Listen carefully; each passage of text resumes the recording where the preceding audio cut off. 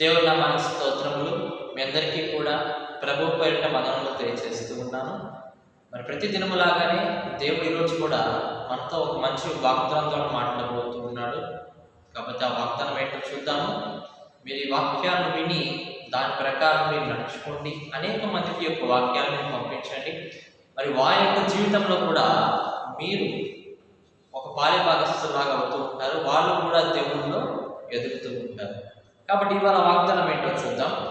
మత్తయి సువార్త 6వ అధ్యాయము 33వ వచనం మనం చదువుకుందాం. మత్తయి సువార్త 6వ అధ్యాయము 33వ వచనం మనం చూస్తే కనుక, కాబట్టి మీరు ఆయన రాజ్యమును నీతిని మొదట వెతకుడి, అప్పుడు అవన్నీ మీకు అనుగ్రహింపబడును. దేవుని యొక్క వాగ్దానం ఎంత మంచిగా ఉన్నదో చూడండి. ఆయన యొక్క రాజ్యమును నీతిని మనం వెతుకుతూ ఉండాలి. దేవుడు ఒక మాట అంటూ ఉంటాడు, మనము పైన వారమే కానీ కింద వారం ఎంత మాత్రమో కాదనుకుంటూ ఉంటాడు.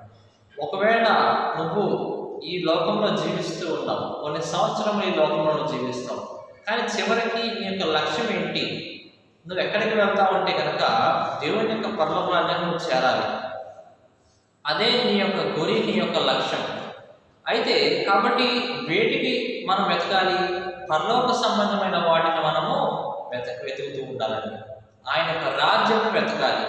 ఈ లోకంలో ఉండి అనేకులకు సహాయం చేయటం, నీతిని వెతకాలి, మంచి పేరు తెచ్చుకోవాలి. అనేక మందిలో దేవుడు మనకి ఇచ్చినటువంటి జ్ఞానం బట్టి, దేవుడు మనకి ఇచ్చినటువంటి తెలివిని బట్టి మనము ఈ లోకంలో అందరి ఎడల ప్రతి ఒక్కరి పట్ల ఎటువంటి పాపం చేయకుండా, మనలో ఎటువంటి దోషం ఉంచుకోకుండా నీతిగా మనం ఏం చేయాలి? లోకంలో బ్రతుకుతూ ఉండాలి.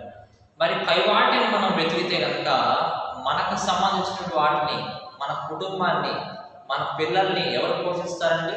అందరికీ ప్రశ్న ఉంటుంది కదా. కాబట్టి ఆ పై వచనాలు అంటూ ఉంటాడు.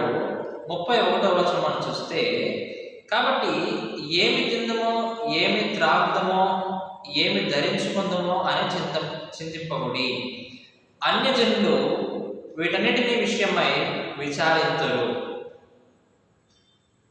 ఏమంటున్నాడంటే దేవుని యొక్క వాక్యం, ఆహారం గురించి మీరు చింతింపకండి అంటుంది దేవుని యొక్క వాక్యం.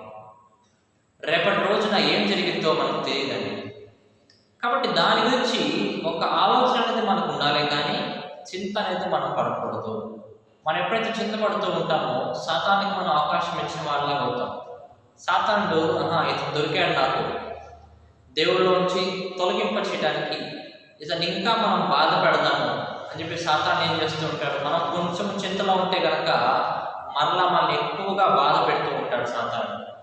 కాబట్టి ఆ పని మనం చేయకూడదు. చింతింపకుండా దేవుడే చూసుకుంటాడు. దేవుని యొక్క శిష్యుల దగ్గరికి యేసుక్రీస్తు ప్రభువారు అడుగుతూ ఉంటాడు. దేవుని యొక్క ఆయన యొక్క శిష్యులతో యేసుక్రీస్తు ప్రభు అడుగుతూ ఉంటాడు, మీకు దేనికైనా సరే తక్కువ కలిగిందా? తిండికైనా, గుడ్డకైనా, నివాసంకైనా దేనికైనా తక్కువ చేశానా నేను మీకు అని యేసుక్రీస్తు ప్రభు అడిగినప్పుడు వాళ్ళు చెప్తూ ఉంటారు, ప్రభువా నువ్వు మాకేమీ తక్కువ చేయలేదయ్యా, అన్నిటికంటే గొప్ప ఎటువంటి నిత్య జీవమును, పరిశుద్ధాత్మను మాలో ఉంచావు ప్రభువా అని వాళ్ళు చాలా గొప్పగా చెప్తూ ఉంటారు. మనం ఎప్పుడు కూడా చింతపడకూడదు. మన కుటుంబాన్ని మనం ఎట్లా పోషించుకోవాలి కదండి, అందరికీ ఆ చింత ఉంటూ ఉంటుంది. కానీ మీరు భారం అనేది ఎవరి మీద వేయమంటున్నాడు దేవుడు?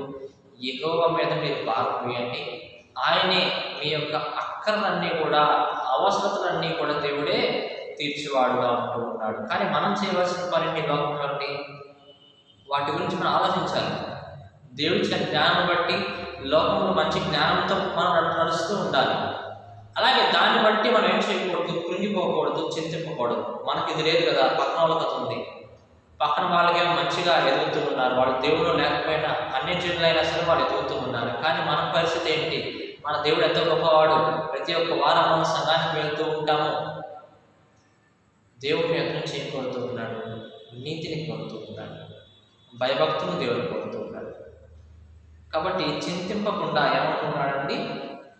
రాజ్యమును నీతిని ఏం చేయమంటున్నాడు? మొదట మీరు వెతకండి.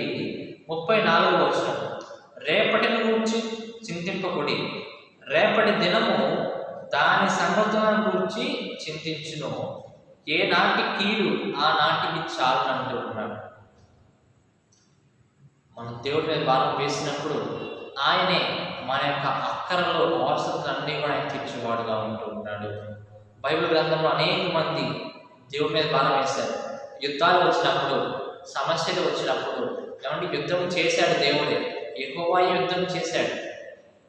వాళ్ళు చింతింపకుండా ఆయన చేశారు, దేవుడిని ప్రార్థన చేశారు. ప్రభా, ఇది మా పరిస్థితి, నువ్వే మార్చిన ఆయన అని వాళ్ళు ఓడతో కూర్చోకుండా దేవుడిని ప్రార్థన చేసినప్పుడు దేవుడు చాలా సునాయాసంగా ఎరికో గోడలను కూల్చివేశాడు. ఎన్నో యుద్ధాలు వాళ్ళ రాజులు వాళ్ళు గెలిచినట్టుగా మనం చూస్తున్నాం. ఎవరి వల్ల గెలిచారు?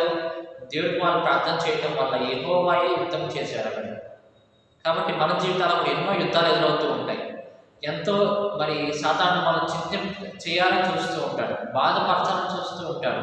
మీరు ఆ యొక్క వలలో పడిపోకుండా మీ భారం అంతా కూడా దేవుడి మీద మీరు మోపి, మీరు ఎప్పుడైతే ఆయన యొక్క రాజ్యం నీతిని మీరు వెతుకుతూ ఉంటారో అప్పుడు మీకు అవన్నీ కూడా సమకూర్చబడని అంటున్నాడు దేవుడు. మీరు ఏవైతే అక్కర్లు అవసరం ఉన్నాయో అవన్నీ కూడా మీకు నేను సమకూరుస్తాను అని చెప్పి దేవుడు ఈ వాగ్దానం ద్వారా సమర్పిస్తున్నాడు. దేవుడి వాగ్దానం దీవించి ఆశీర్వదించును గాక.